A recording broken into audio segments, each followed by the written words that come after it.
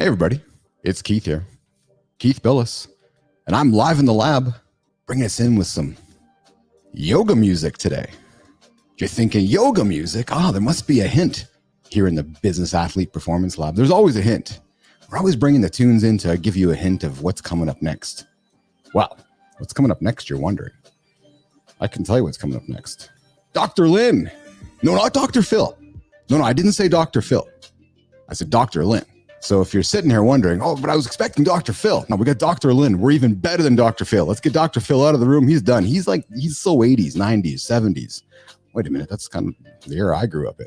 Dr. Lynn, naturopath, yoga nutritional therapist, karma master, published author of 2-book series, international speaker and teacher. Have I hooked you yet? Dr. Lynn, TV, DVD producer, over 30 years experience in the holistic field of health and fitness. And we're drinking that Kool-Aid here in the Business Athlete Performance Lab. We're always drinking the Kool-Aid of health and fitness and wellness and all of that. So excited to bring in Dr. Lynn today, Dr. Lynn Anderson out of Florida. Did a little pre-show chat with her. She said it's cold there. Yeah, I also told her I was in Canada. Cold here too. So coming up in a few moments, Dr. Lynn. But before we get into that, we know that we always like to talk about what's coming up around the corner. And, it's around the corner is January 1st. January 1st. Yeah, it's like just over there. Just over there. Typically, people write down their resolutions. You know how I feel about resolutions. They come and they go. They just fly out the window. You write them down, they're done in 10 days. You're lucky if you make 12. Sometimes you make 30, then you're after. It's February. Yeah.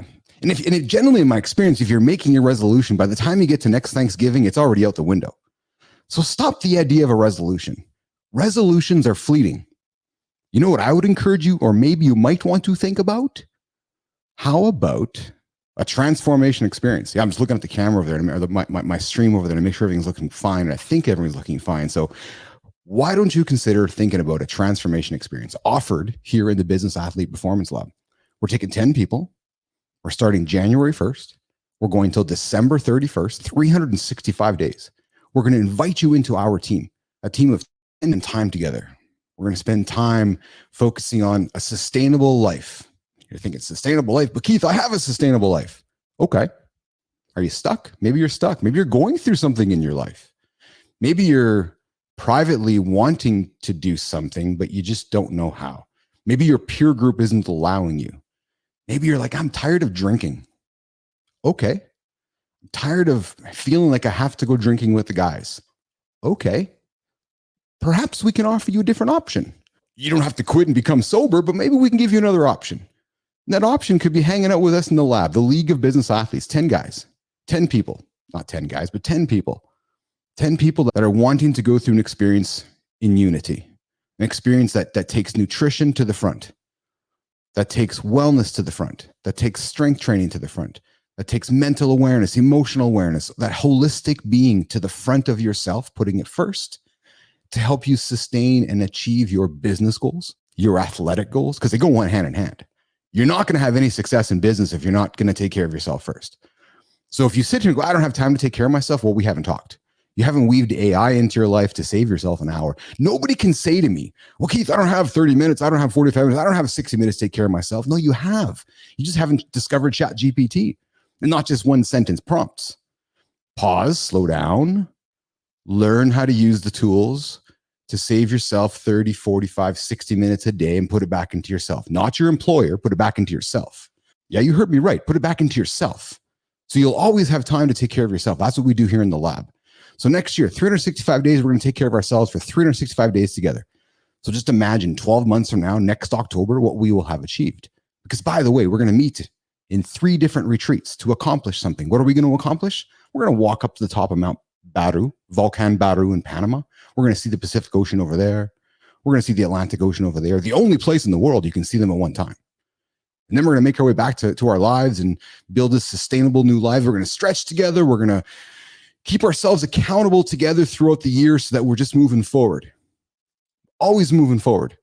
We're then going to meet in the Azores. I wonder if Dr. Lynn's been to the Azores. I'll have to ask her. We're going to meet in the Azores in June, middle of June. We're going to climb Mount Pico, sleep under the stars. I'll share a picture so you can see what that looks like. I did it last year. It is a spectacular experience. It's an overnight experience. But we're not done. We're going to make our way to Kilimanjaro in September. We're going to climb to the top of Kilimanjaro. We are going to climb to the top of Kilimanjaro. All of us. There's going to be no hesitation or doubt. We will make it to the top of Kilimanjaro.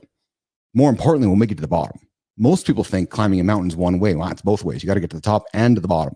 So we will go back, keep our sustainable lives together, support each other as we work our way through 2024 to wrap up at our final retreat. I said 3.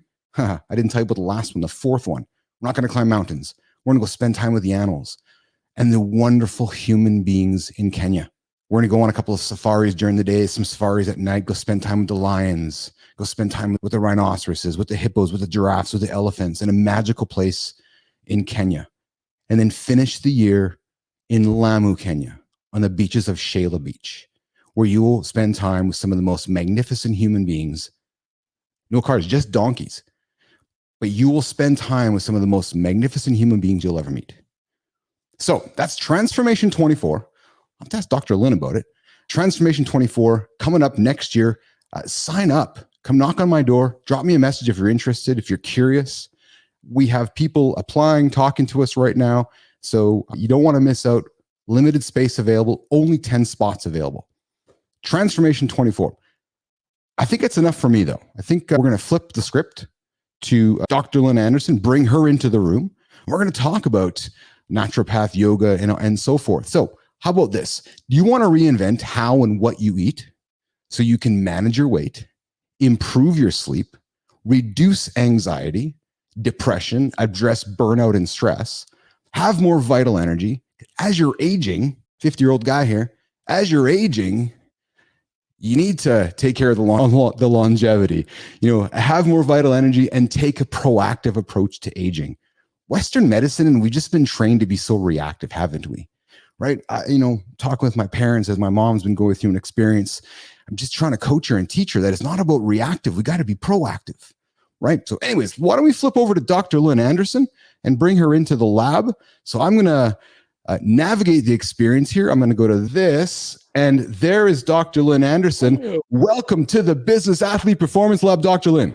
Well, thank you very much. I loved your intro, and I love where you guys are going because I'm a world traveler. So I love the idea. Wonderful. Maybe you'll be a part of it. With 10 guys? Hey, I'm up for it.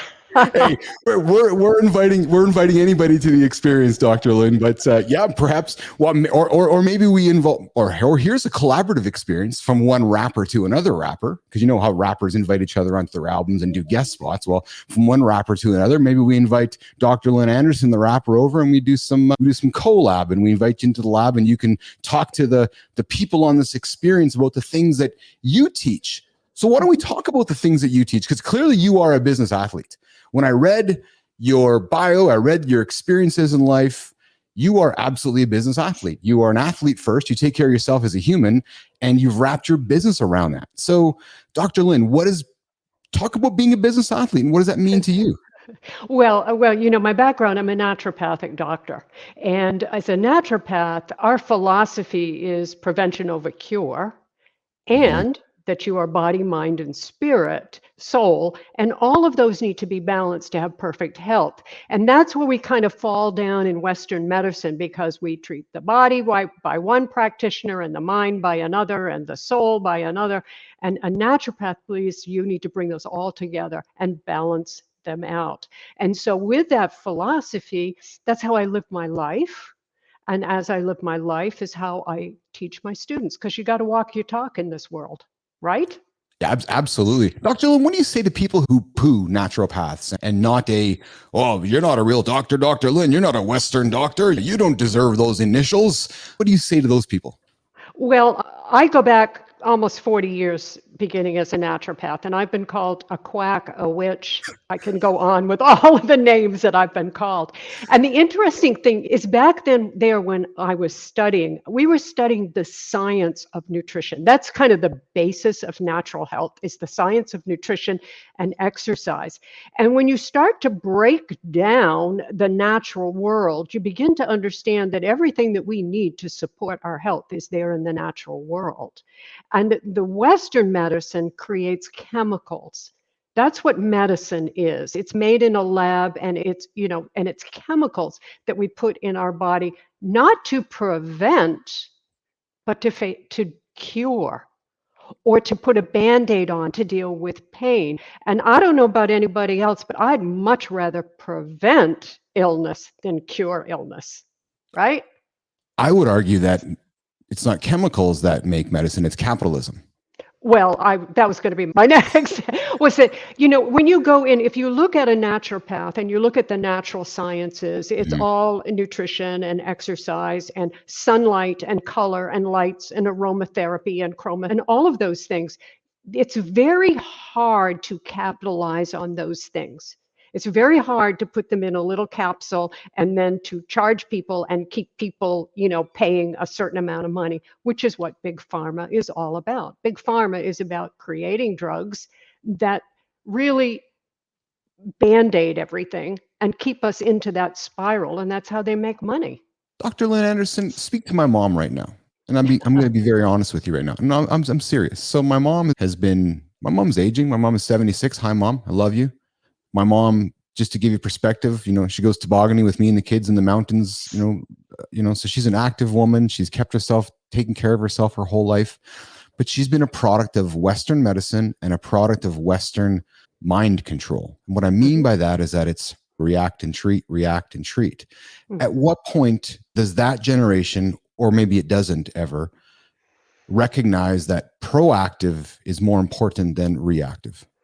Well, I think there is that mindset that is happening in that generation because remember, I'm a baby boomer. Mhm. And as a baby boomer, we were the generation that drove the fitness, Yes. in the gym. I mean, people didn't go to the gym.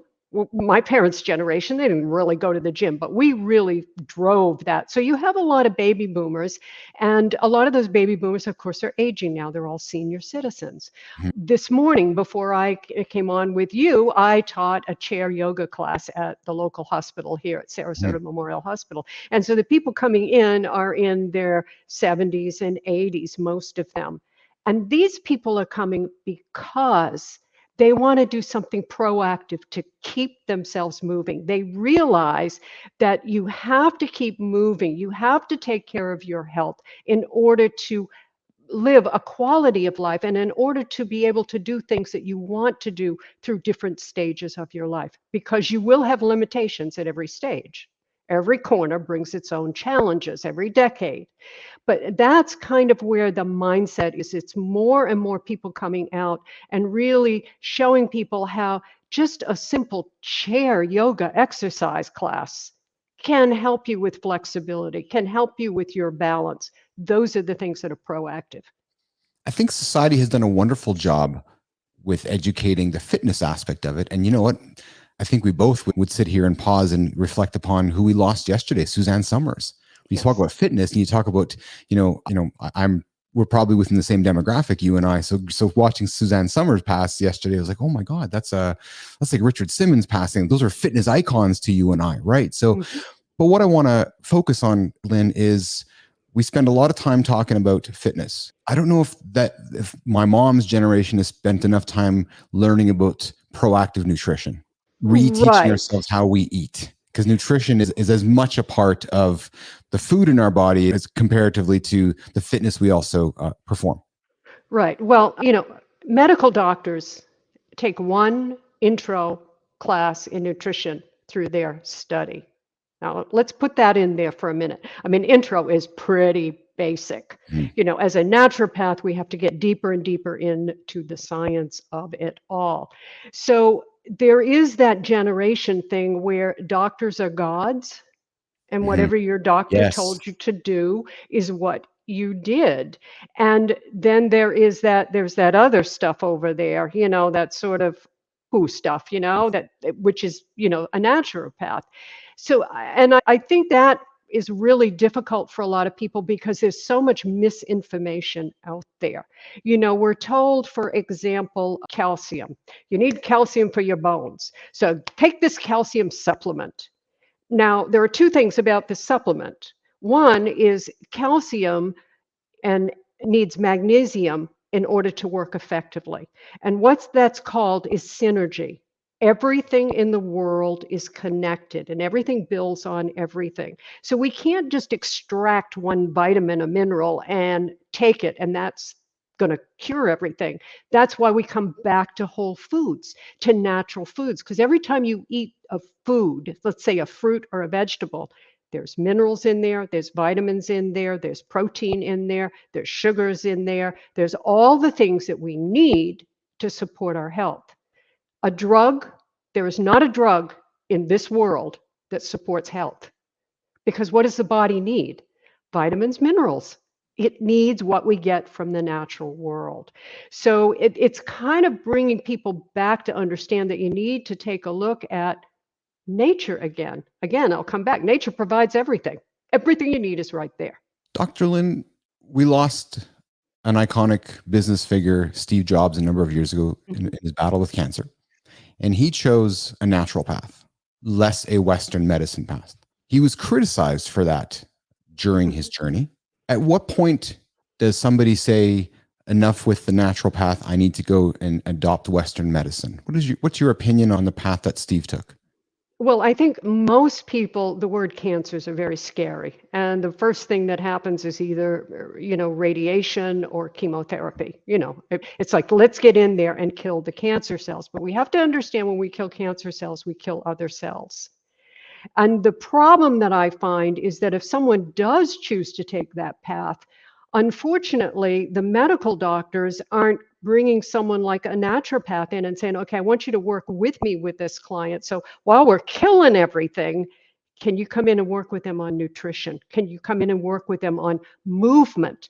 Because it's very important to move the body. Circulation is extremely important. So we fall down because we don't bring the two together. Now, going the natural route, if you think about it, the cells rebuild themselves and they become strong through a healthy diet and through nutrition and exercise. The choice, I think, is up to the individual what they choose to do. I'll give you an example. I am a cancer survivor. And once I went through all the surgery, I was given the choice of radiation or not radiation. And I chose not to go radiation. I chose to monitor myself and not go and take radiation, because if I had done the radiation, it would have done some damage to other parts of my body that had nothing to do with the cancer. So I didn't want to do that.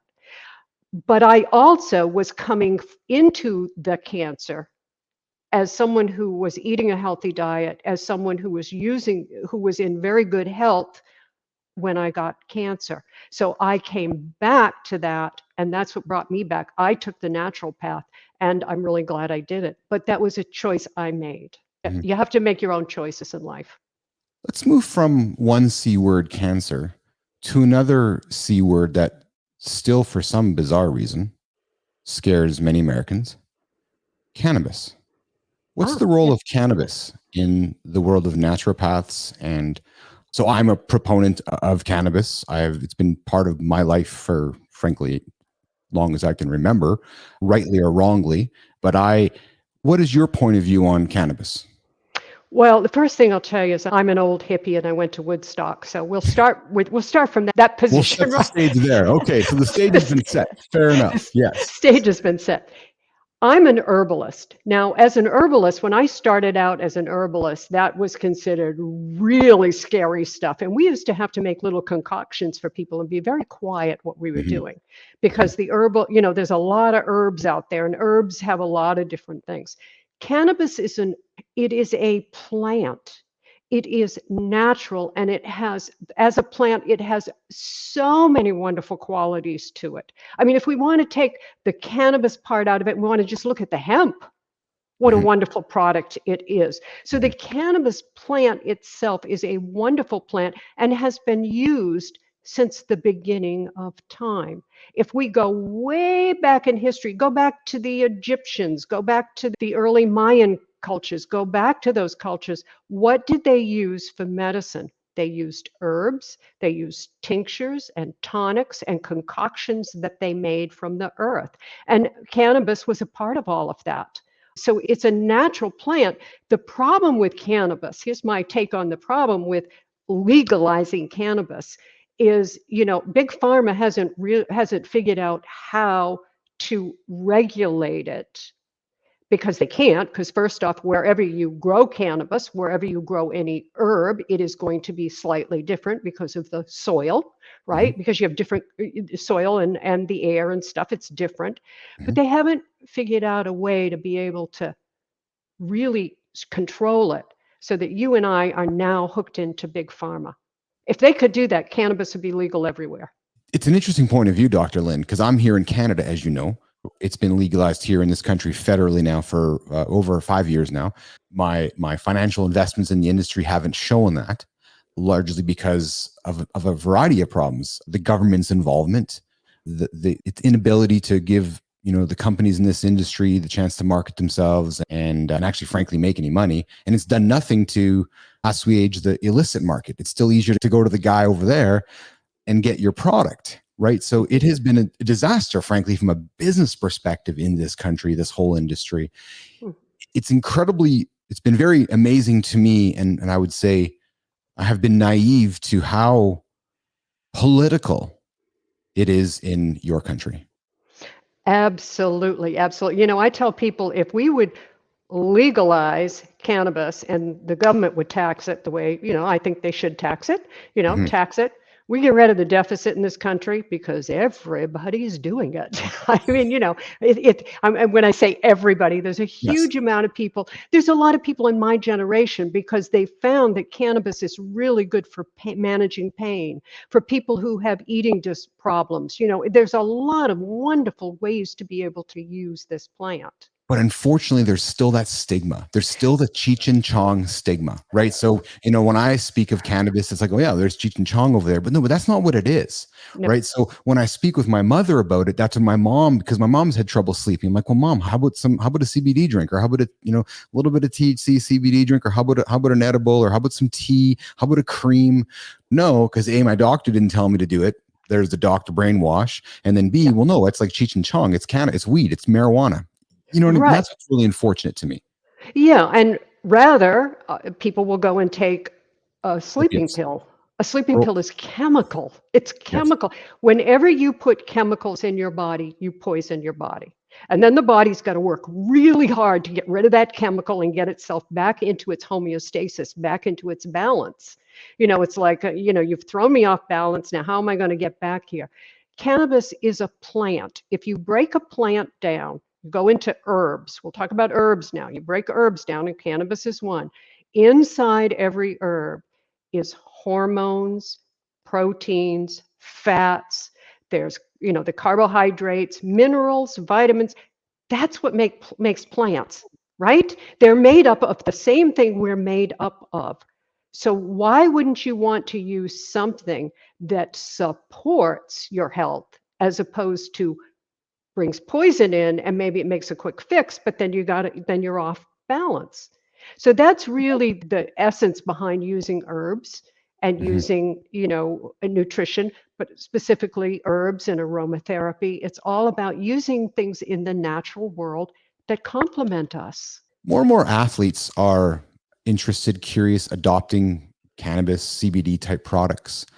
As a naturopath, it must excite you to see this new generation of athletes using science, using natural products to better themselves instead of the old school athletes you and I grew up with, I will say. So, you must watch from afar at this generation growing up because it's science based, it's food, it's nutrition, it's wellness, it's yoga, it's all the things that you preach.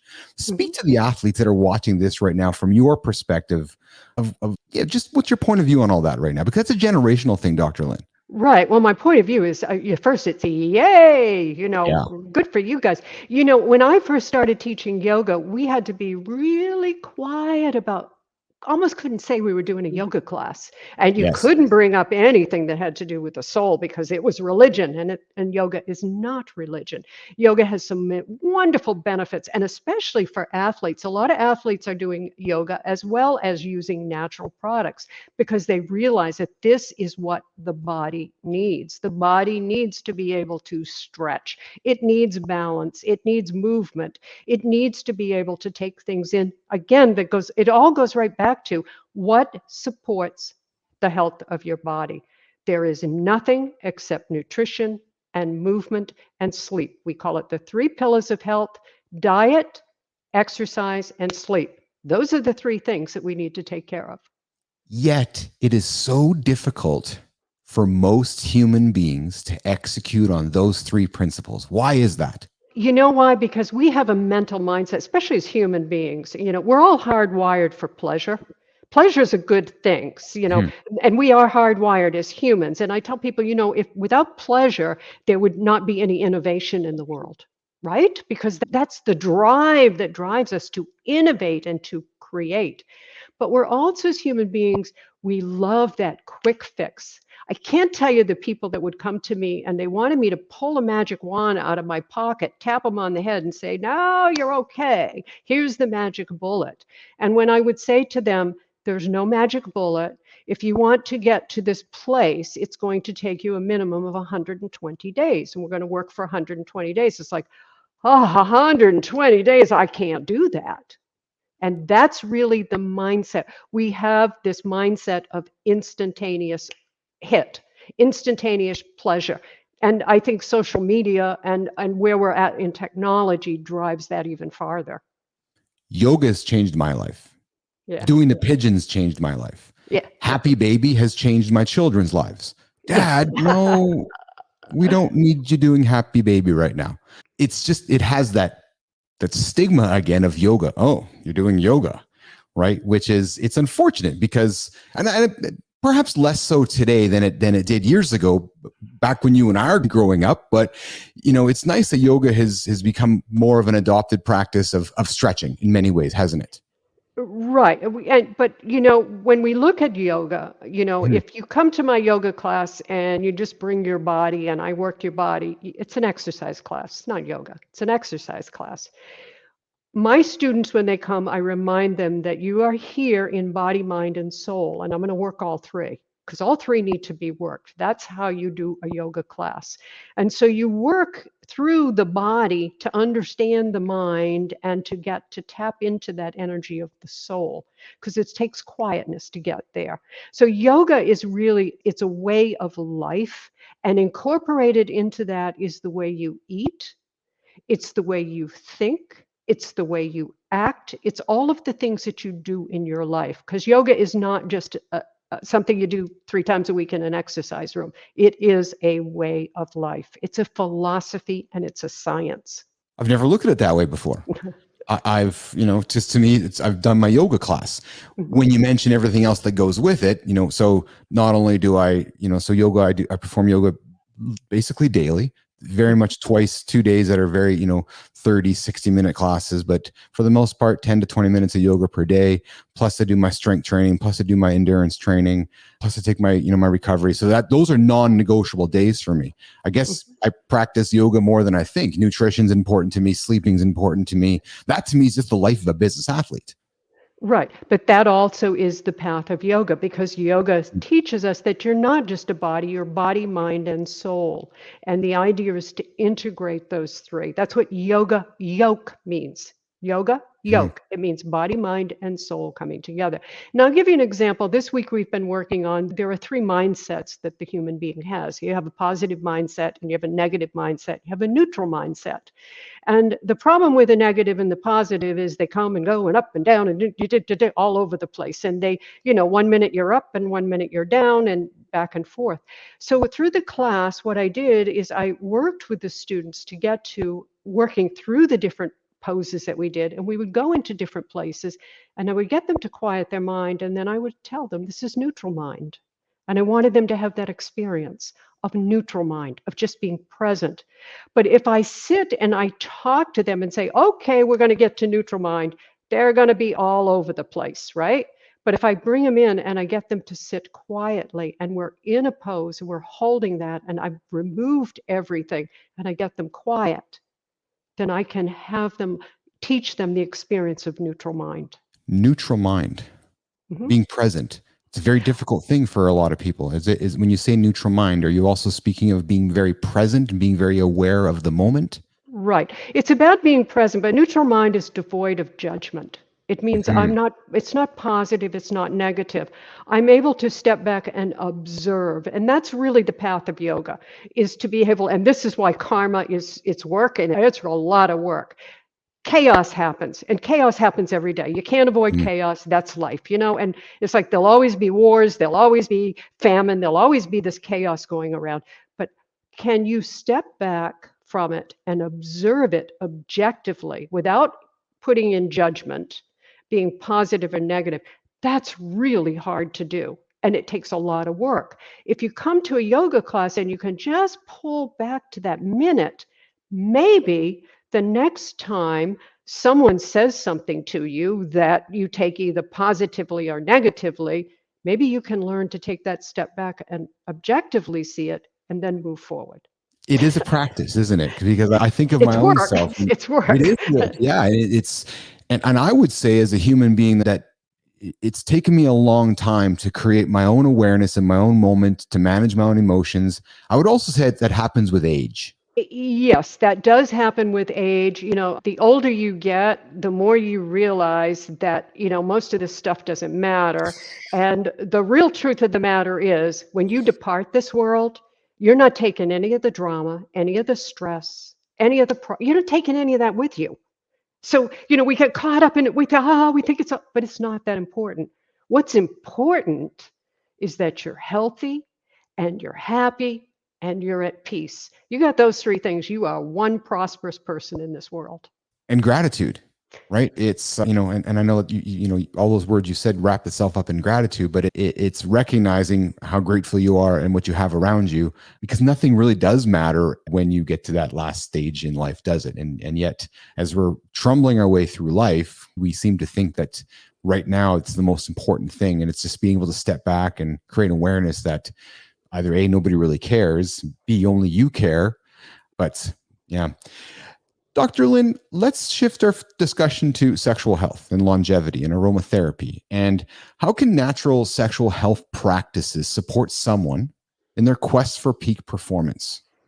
All right, well, the first thing that we don't even think about sexual health when we think about health, right? We think about, Hmm. okay, nutrition, I'm going to eat a healthy diet because I want to have a good heart and lungs and all, muscles and all that stuff. But your sexual part of you is first off, the very first thing you are in this world. No matter what your orientation is, no matter where you go, the very first thing when you're in the womb, the doctor says it's a boy or it's a girl, right? Mm-hmm. That's it. That's you.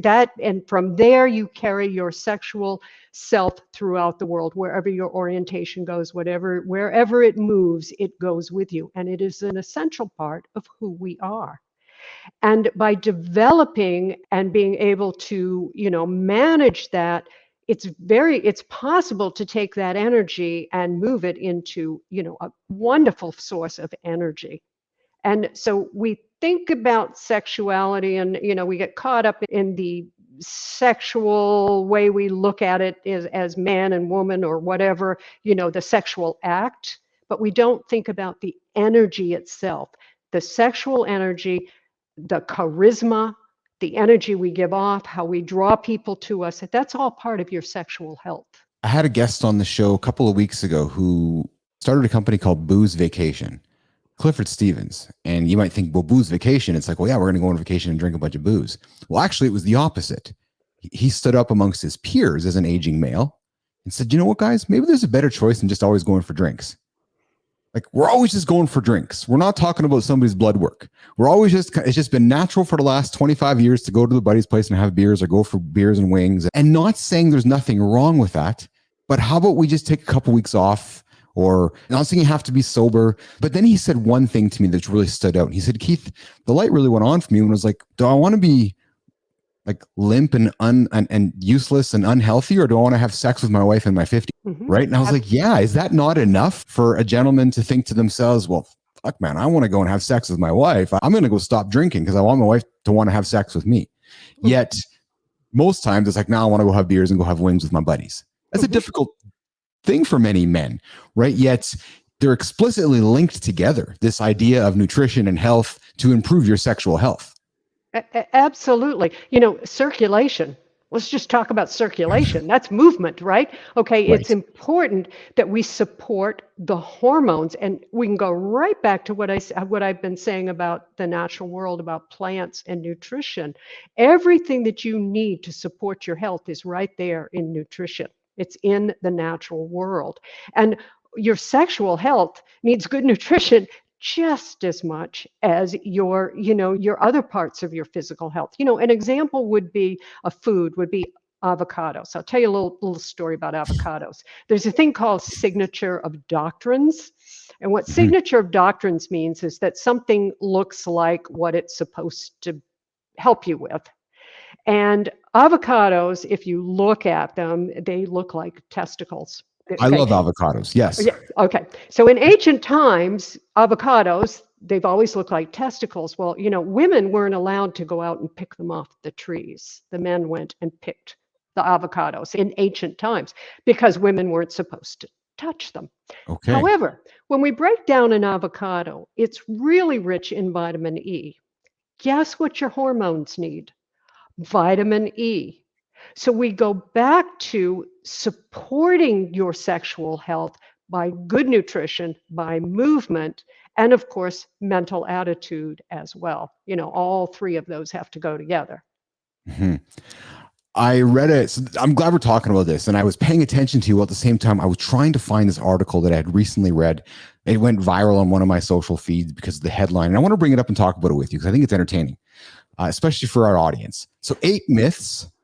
This was in the New York Times. So, Okay. call it what you want, whether it's reputable. You know what? I wake up these days and I'm just so questioning of media. I question whether it's Western media, Eastern media, North media, South media, whatever media. I just question all of it. But this was an entertaining article, so I want to share with you. I think we have some fun with it. And it's titled 8 Sex Myths That Experts Wish Would Go Away. Mhm. First one, the first myth, Dr. Lynn Anderson. Everyone else is having more sex than you.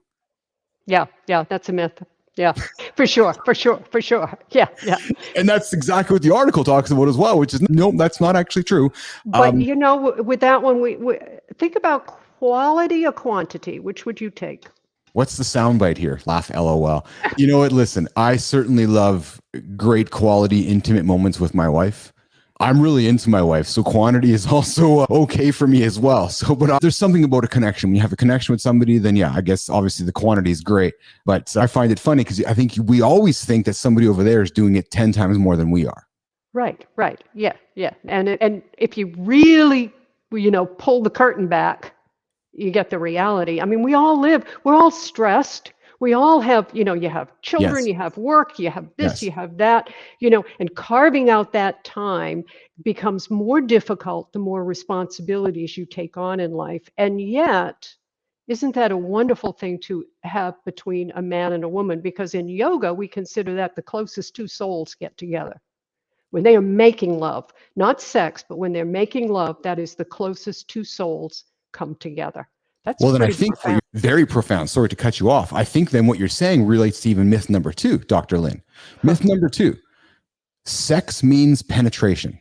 Now, for the guys listening right now, they're going, well, yeah, Keith sure it does. Oh, yeah, of course it's penetration.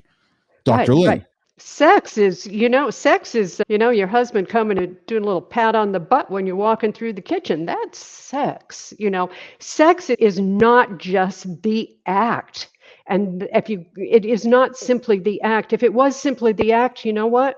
No one would do it because you've got to have some kind of foreplay, right? You've got Mhm. to have some kind of that energy has got to be there.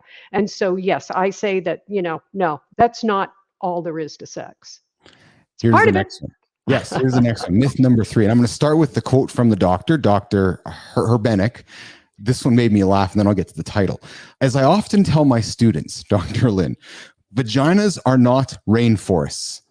Noting her research has found time that most American women have used a lubricant at some point. The headline is myth number 3, vaginas shouldn't need lubricant. Totally untrue. Totally untrue. Especially as women get older or even after they have children, because your hormones change. And part of the lubrication has to do with estrogen, and it has to do with hormones. And your hormones are changing throughout the month. It's not like, here I am and everything's here and I don't change. Women have cycles, and so it all changes. So there are certain times when women are more receptive, and that receptivity could, provide more lubrication. And then there are other times when it doesn't. So yeah, no, it's not always just that easy. Myth number 4, it is normal for sex to hurt. Now, this one was really unfortunate for me to read as a man, to be honest with you, because if there is that perception that it should hurt, then something's kind of messed up.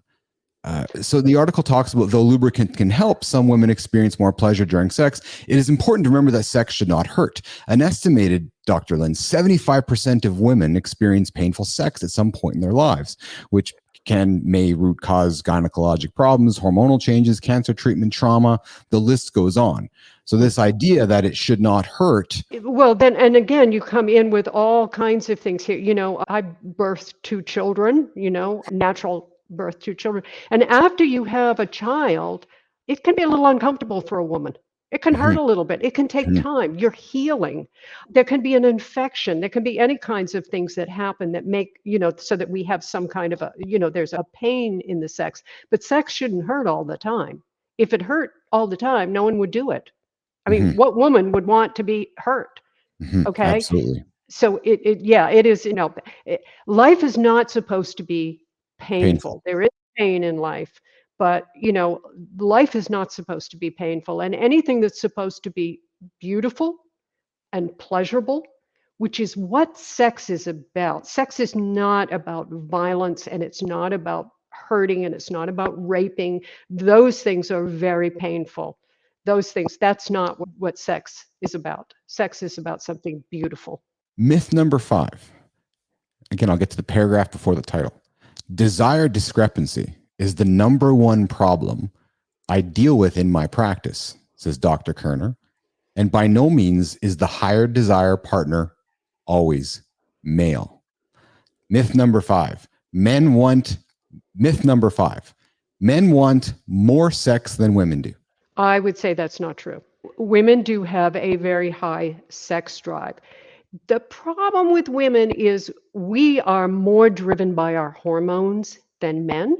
Testosterone is, where with women, right, it's all full out. But with women, we go through these different stages and things. And especially once we become mothers, because there's a lot of being pulled in a lot of different directions. And at the end of the day, if a woman is tired and she's been drained, that's going to be the last thing on her mind. But that doesn't mean she doesn't want it, and doesn't mean she doesn't have a strong sex drive. And yes, women can have as strong, if not stronger, a sex drive than a man. And there have been marriages that haven't worked out, or relationships, because the man wasn't as sexually, charged as the woman.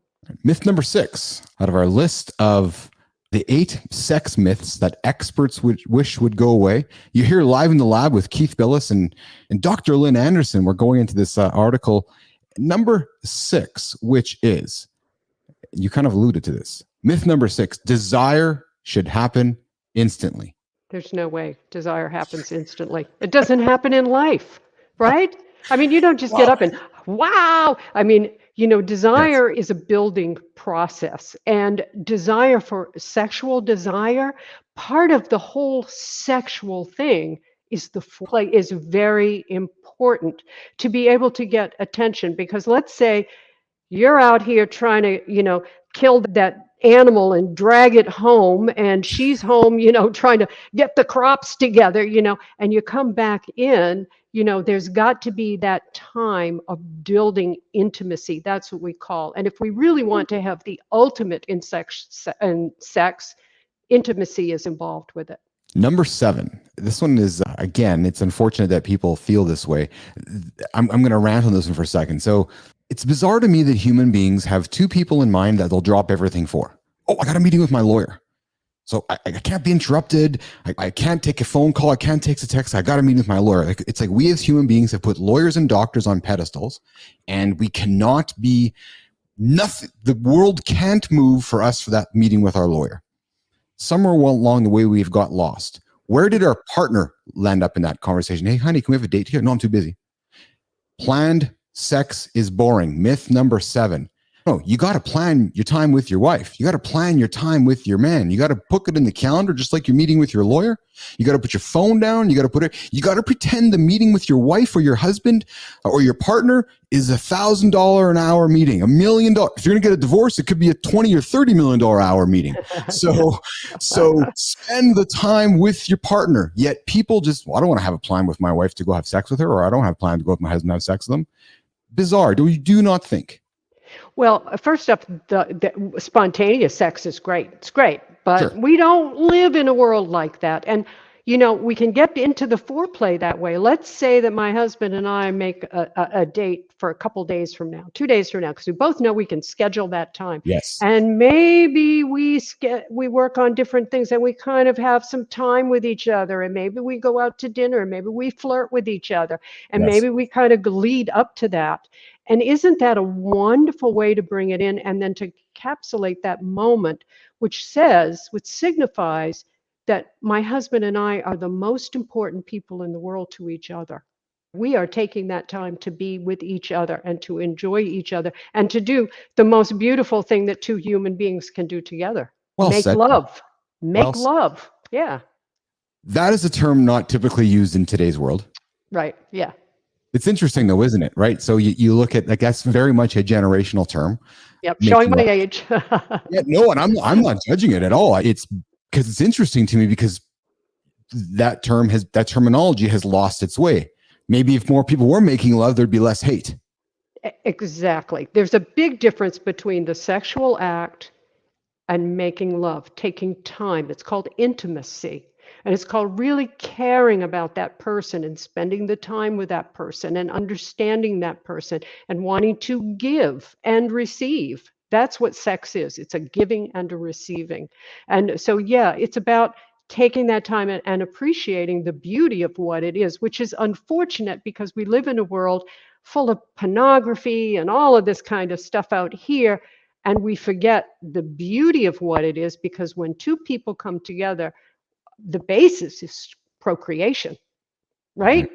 And when you come together, if you create another human being, what could be more miraculous than that? So we've done 7 of them. We have one last one. And for the audience listening, this is going to be the one that's going to hit them the most. Myth number 8, Dr. Lynn Anderson. You probably can see where I'm going to go with this one. All right, to all you men listening to me, your penis does not stack up to the other guy. Oh my goodness. Well, let's do it this way. Do all women's breasts, are they all the same? Are all vaginas the same? No. Are all penises the same? No. We're unique. We're all unique. It's not the size that counts, it's what you do with it. That itself is also a generational, more than likely a thought process. It's a thought process probably driven a lot through pornography over generations, right? I wonder how real that is today, Dr. Lynn Anderson, like as in 2023 and 2024. Perhaps I'm naive that it's still very real in the locker room and men are very worried about that. But I would hope that we've created enough awareness over the years and enough people like yourself educating men that it's actually like, come on, guys, put that out the window. Am I wrong, do you think, or is that still a thing for many men? I think that younger men, specifically, I think it's more in younger men. I think when men reach a certain age, and I know from experience and from working, it's all about being able to get an erection. There's a point where a man crosses over, and that's why Viagra sales went through the roof, because and that is a reality. Men go through their change of life just like women do. We think of women going through menopause, but there's menopause that men go through. So I think with the younger generation, because young males, and I'll go out on a limb here, they're young bucks, right? They're out there and it's all about testosterone, and it's all about who's got the biggest muscles and who's got the most power. And they look and think that, if they've got a big penis, they've got power. And that's not necessarily true. I don't know how I can say anything after that last statement, so I'm just going to shut up. Dr. Lynn Anderson, thank you for talking about the 8 sex myths that experts wish would go away. Dr. Lynn, we've been chatting for almost 55 minutes, and I want to be respectful of your time. I have thoroughly enjoyed having you in the lab as a guest. Are there any topics Is there anything you'd like to plug to the audience, put on the table so that we can capture it, we can share it, we can make sure the audience knows what Dr. Lynn can help them with and how they can get value out of you? Is there any questions that I have not asked you that you want to perhaps comment on or offer up to our audience? Well, the first thing I would say is if anybody wants to know anything about me, just go to drlyn.com. It's doctorlyn.com. And that's where consultations and books and classes and all of that stuff can be there. But the thing that I would like to leave your audience with is remember that your health is your wealth.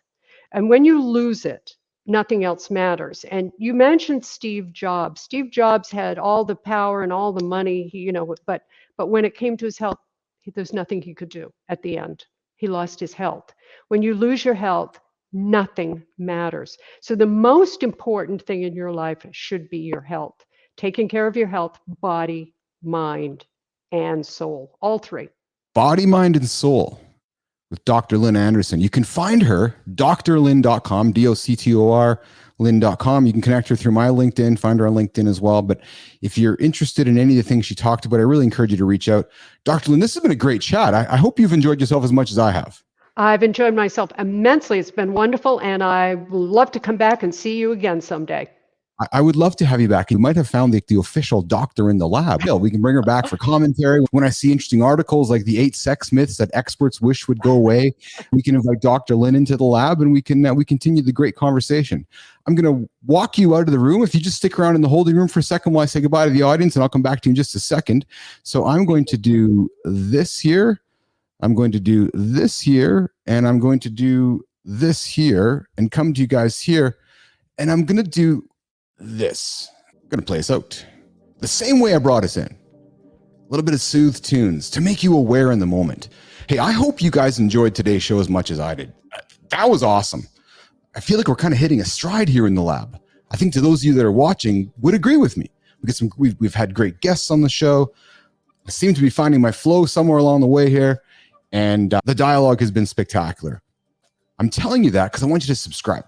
My kids are always like, Dad, you got to tell them to subscribe. Got to subscribe to the show.